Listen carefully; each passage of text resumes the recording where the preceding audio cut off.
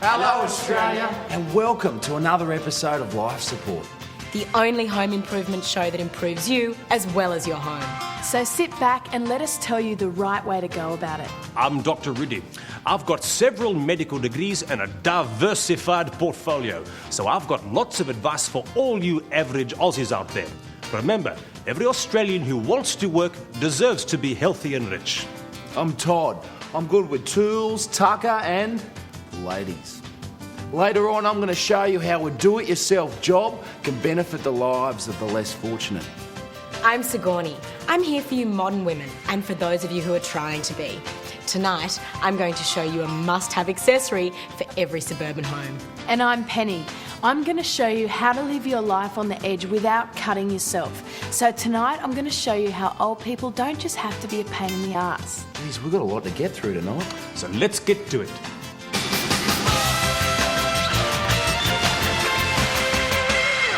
Like, you probably don't know it, but council cleanups are an insane place to find all sorts of things that you can use in your own home.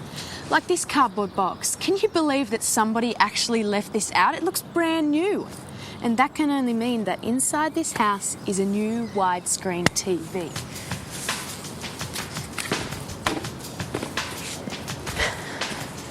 By keeping your eyes open, you can take the guesswork out of home invasion and only hit on houses you know have something to offer. It's like I always say, a rich person's trash is a poor person's treasure map.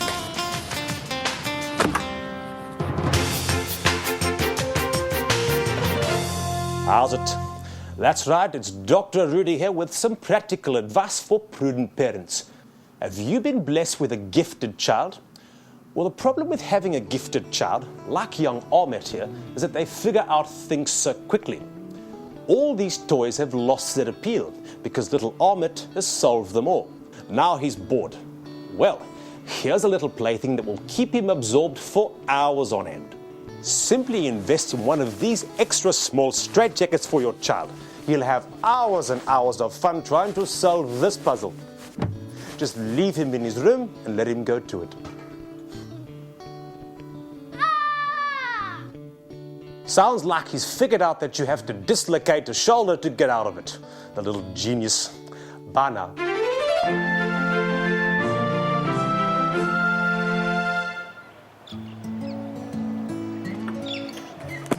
Aussie, Aussie, Aussie. Weren't the Olympics fabulous? Australia attracted visitors from all over the world, and who didn't dream of billeting the Italian men's diving team? The problem is that some of our visitors were never invited in the first place, and once here, they just won't go home. We call these people refugees. Let's face it, refugees aren't going to go away, but you can help by opening your heart and arms and being the first in your crescent to billet your very own family of refugees. Now, as sympathetic as we are to the plight of these people, we don't want them traipsing through the house. So Todd is going to show us how to build refugee accommodation in our very own backyard. Thanks, Sigourney. Now, billeting your own refugees is a great idea. They're a great help around the house and there's someone for the kiddies to play with. But you'll need somewhere to keep them. Ever since the big brains at local council banned chooks in the backyard, there's been no use for these. Until now. I'm going to turn this old chook run into a viable compound to house your refugees. All right, let's get stuck in. The first thing you have to do is make sure the fencing posts of your enclosure are nice and sturdy. Even boat-starved refugees will be a little feistier than chickens. Here's a green tip from Todd. This corrugated iron roof, salvaged from the old chook run, can be recycled and used as a new roof to shelter your compound. Next up, wrap some wire fencing around the compound. Something strong with a nice open weave that'll let them enjoy the view. Now, if your chook run was built properly, the wire should go about 2 feet beneath the ground. This is to stop the foxes digging their way in.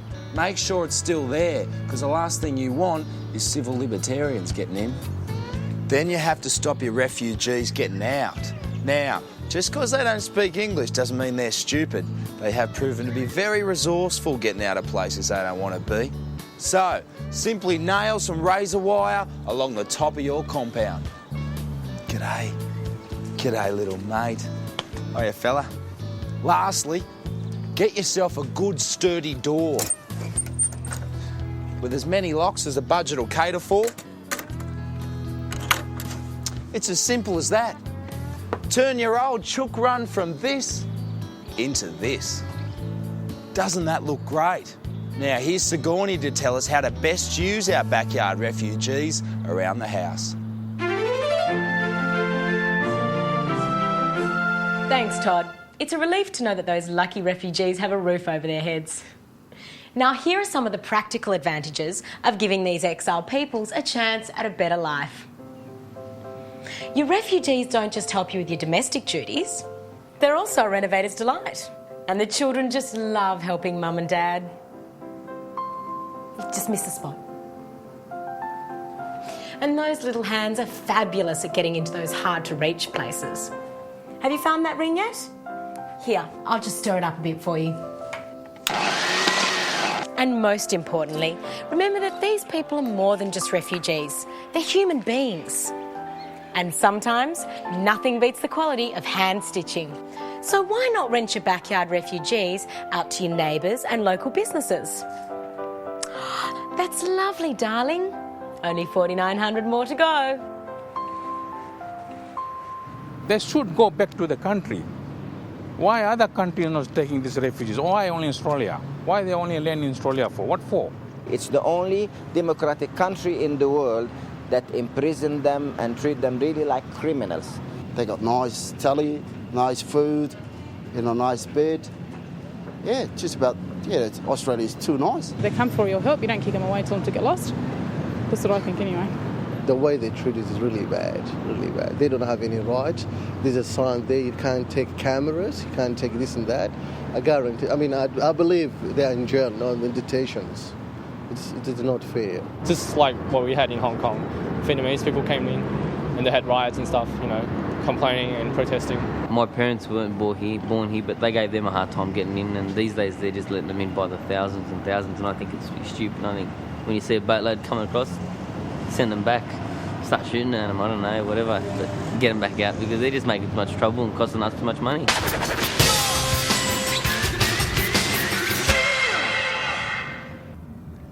If you're like me and you like to bend society's fascist rules, then chances are you're going to get caught out every once in a while. So today I'm going to give you some legal advice. Tell you what to do if you ever have to go to court.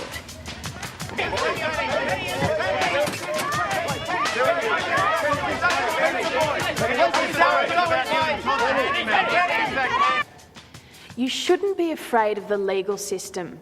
Remember, you are innocent until proven guilty, and even then there are lots of loopholes to let you get away with it. For example, there are these things called legal precedents. Precedents are great. Basically, if someone has a really good excuse and gets away with it, anybody coming in after that can point at their example and say, you should let me off for the same reason. The precedent I'm going to use in today's trial is the stolen generation. Miss Penny, you are charged with stealing one broad-screen digital television. How do you plead? Not guilty, Your Honour. What do you have to say in your defence? I cite the precedent of the stolen generation, Your Honour. You see, I did not steal that television. I took it into care. The owners of the television did nothing active to prevent me from removing their television, which I took as tacit acceptance that they were unable to look after the television properly themselves. Whereas I assure Your Honour, the television enjoyed a good home with me. Free as a bird. And I got to keep the telly. You see, there's no need to be scared of the legal system. There's always an excuse. And any excuse that's good enough for the federal government is good enough for me.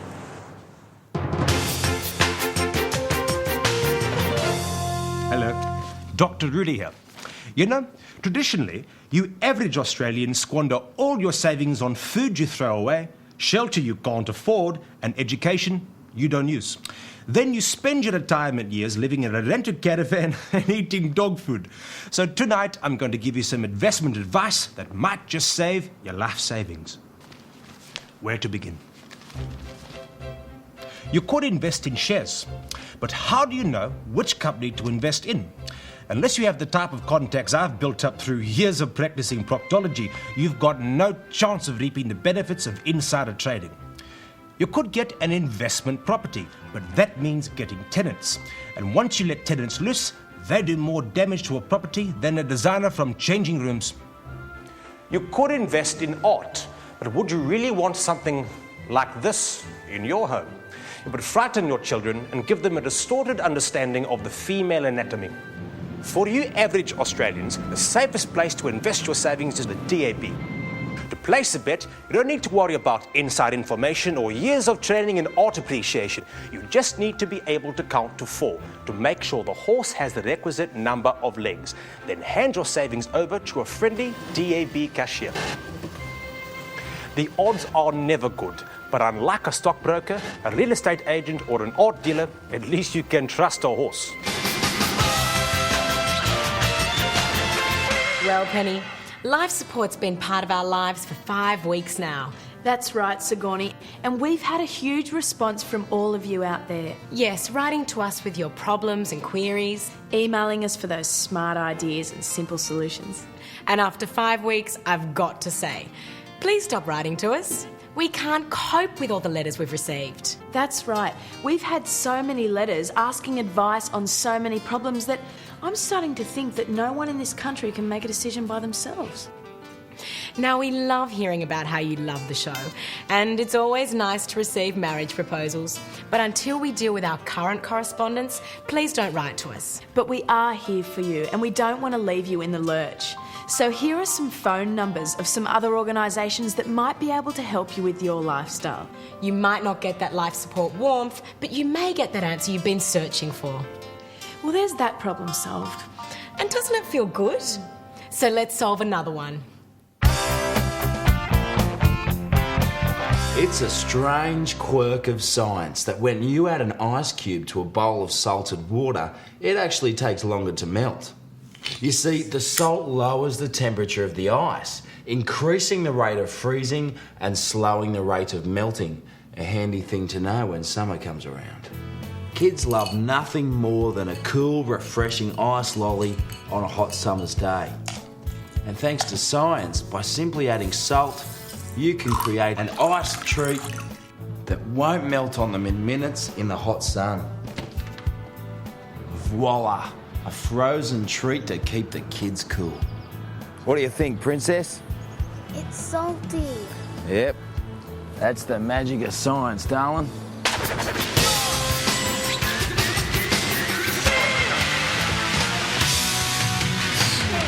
that down.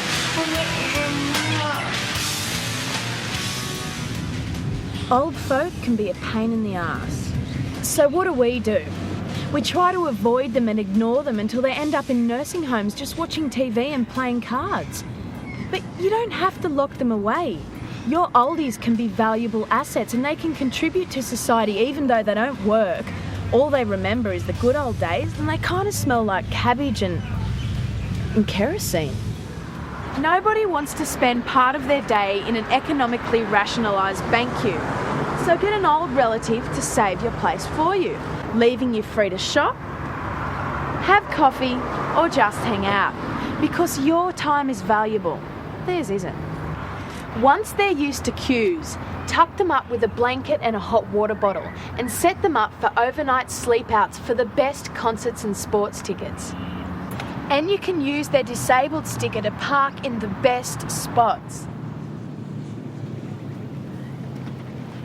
And once they get used to sitting in the car, let them bring some friends along.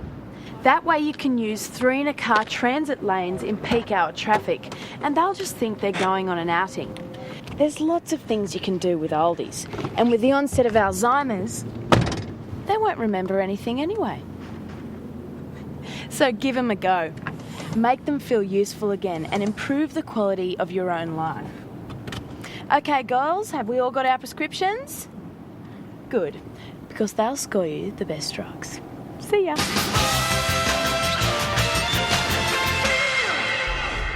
think I bought you a drink. Thank you. I love getting free drinks. But how do you know what's in them?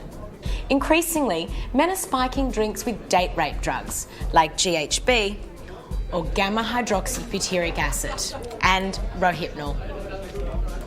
But girls, you don't need to worry, because a group of clever people at Britain's Department of Trade and Industry have come up with a fabulous new invention. Yes, it's a cocktail stirrer, or swizzle stick, but one with a difference. You see, if there are any drugs in your drink, it changes colour. You simply stir your drink for a few seconds, and if the plastic changes from green to red, then you know. If he's willing to risk a year or two in prison, he must be really keen on you.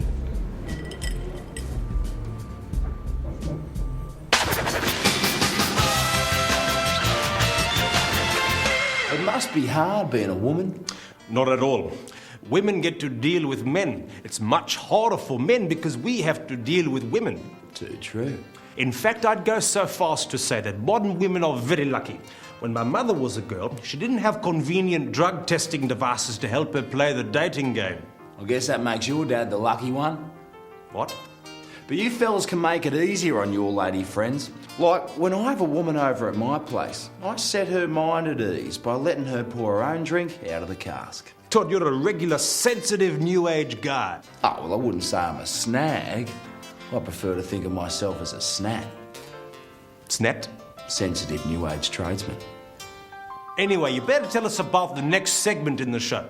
Well, it's Sigourney again, and she's talking about men again. Sigourney's always talking about men. Well, for Sigourney, the subject of men is far more important than anything they discuss at the United Nations. It's funny you should mention the United Nations because they always turn a blind eye. And turning a blind eye is what Sigourney's next story is all about. Don't you hate it when you get one of these? Apart from the physical pain and the blurred vision, black eyes are just so embarrassing. All those prying questions and assumptions. And pity is not an emotion that defines the modern woman. So tonight, I'm going to show you how to beat the busybodies with some wonderful cover-up techniques that you'll love using time and time again. First of all, you'll need to anaesthetise the area so that you don't pass out from pain once you start touching it. So, if there's any alcohol left in the house, fix yourself a drink. Now you need to apply some concealer. Concealer is a wonderful product that's also good for disguising blemishes, or so I've been told. Now to apply this, you're going to need a wooden spoon. It'll stop you from screaming out if your anaesthetic isn't strong enough. Next, you need to add a nice thick layer of foundation. Then apply your normal eye makeup. Voila! You may look like the victim of a makeover gone wrong, but at least you don't look like the victim of domestic bliss gone wrong. Of course, makeup only works if it's a simple bruise. If your eye makes contact with something going at an angrier speed, you're going to get swelling. And once your eye swells up like a baboon's bottom, not even the scientists at the Pons Institute are going to be able to help you. That's when you need to accessorise with an eye patch. And the best thing about wearing an eye patch is you can have lots of fun inventing new excuses for why you're wearing one. Hi! Mwah, mwah. Oh my, what happened? Oh, this? So embarrassing. I watched a solar eclipse without looking through a hole in a tiny piece of paper. Man, he's very tired. He comes home very tired and everything. And plus, the wife, she comes and keep nagging on the top of his head. That's why he get aggressive. A lot of girls do ask for it, though. I've seen some situations where... But it's more like guys that fight guys are kind of like in the same kind of weight range type thing most of the time. And like with a guy hitting a girl, it's too much. If they provoke it, they deserve it. You know, if it's just out of for no reason sort of thing, well, yeah, it's wrong. But some chicks can be very provoking in that way. They sort of ask for it, basically. My father just taught me one rule. If you ever hit your wife, you've lost the respect forever. Of course, ladies, it's better to have nothing to hide. It's better to not get black eyes. So, next time there's an incoming object headed for your face, tilt your head back and cop it in the mouth. The Angelina Jolie look is all the rage this season. We all know the importance of a shed for the do-it-yourself home handyman. The shed is where a man gives birth to his dreams and aspirations. So what could be more satisfying as a do-it-yourself job than building your own shed? Well, tonight, that's exactly what we're going to do. Now, to help you people at home, I've chosen to use a kit shed. Now, don't feel embarrassed using a kit. Doesn't make you any less of a handyman. You still got to put it together. But this kit does include all materials cut to length and comes complete with a set of instructions and the all-important Allen key. Now, this is a small shed but a big job, and sometimes it's just too hard to do a do-it-yourself job yourself. And when that happens, you should never be too proud to ask your neighbours for help. Look out, here's trouble. G'day, Jacob. Ezekiel? Caleb, how are you, champion? Yeah, good, English. Ladies? All right, boys. We got a shed to raise and an arvo to do it in. Let's get stuck in. 3 o'clock in the morning. Drunk out of the bloody...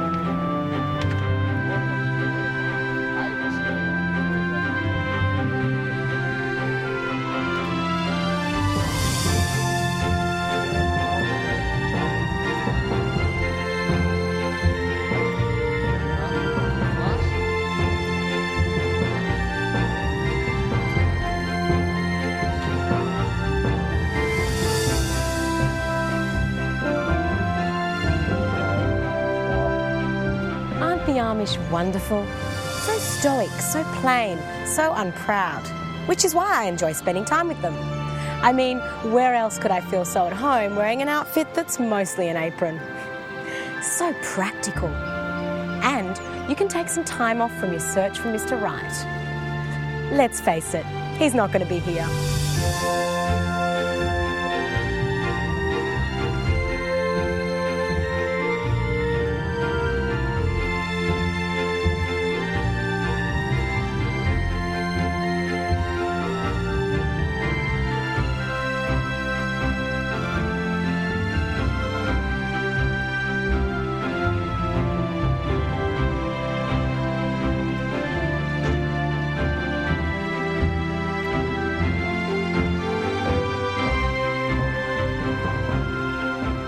There you have it, a top job by some top tradesmen. So take a tip from Todd and don't you be too proud.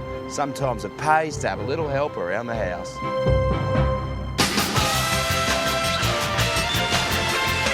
Well, I can't believe it, but here we are at the end of another program. Yes, the end of our 5th show. As good a reason as any to jelly some pork. It certainly looks wholesome. It's a traditional Amish dish. Oh, that's why there's so few Amish restaurants. Oh, and before we go, can I just do a big cheerio to my mates Ezekiel, Jacob and Caleb? Thanks for your help with the shed, fellas. You can do it, Todd, but I don't think they'll hear it. We're on television, Todd. The Amish don't have them. Oh, right. And remember, stop sending us those letters because we're overloaded with your problems and concerns. Good night, Australia.